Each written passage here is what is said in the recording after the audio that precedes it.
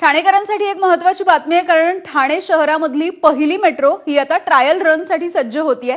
September महिन्यामध्ये MMRDA कडून trial रनची तयारी करण्यात आली असून आज मेट्रोचे काही डबे स्टेशन मार्गिकेवरती ठेवण्यात आलेत। कासारवडवली ते भाईंदर मेट्रोचं काम आता अखेरच्या टप्प्यात आलंय। ठाण्यामधल्या मेट्रो मार्गिकेवरच्या 10 स्थानकांवरती याची ट्रायल होणार आहे आणि याचा आढावा घेतलाय आमचे प्रतिनिधी अक्षय भाटकर यांनी। मुंबईमध्ये आतापर्यंत 4 पेक्षा जास्त मेट्रो मार्गिका या खुल्या करण्यात आलेल्या आहेत। यापेक्षा आणखीन मेट्रो मार्गिका या अगदी काही महिन्यात सुरू होणार आहेत। मात्र ठाण्याला अजूनही त्यांची पहिली मेट्रो मिळाली नव्हती।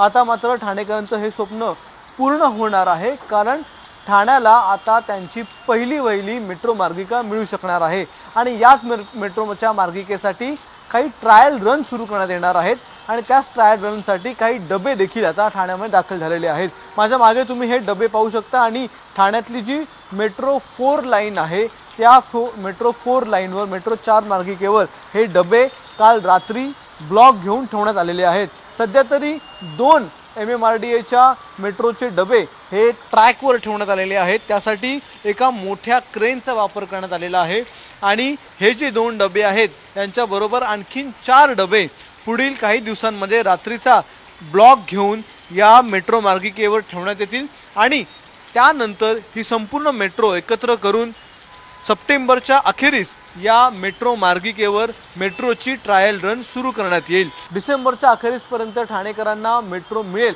असं आश्वासन देण्यात आलेलं आहे। बघूया आता ही ट्रायल रन किती दिवसात सक्सेसफुल होते आणि त्यानंतर किती लवकर ठाणेकरांना त्यांची पहिली मेट्रो मिळते आहे आणि यातून प्रवास करायची संधी त्यांना मिळते।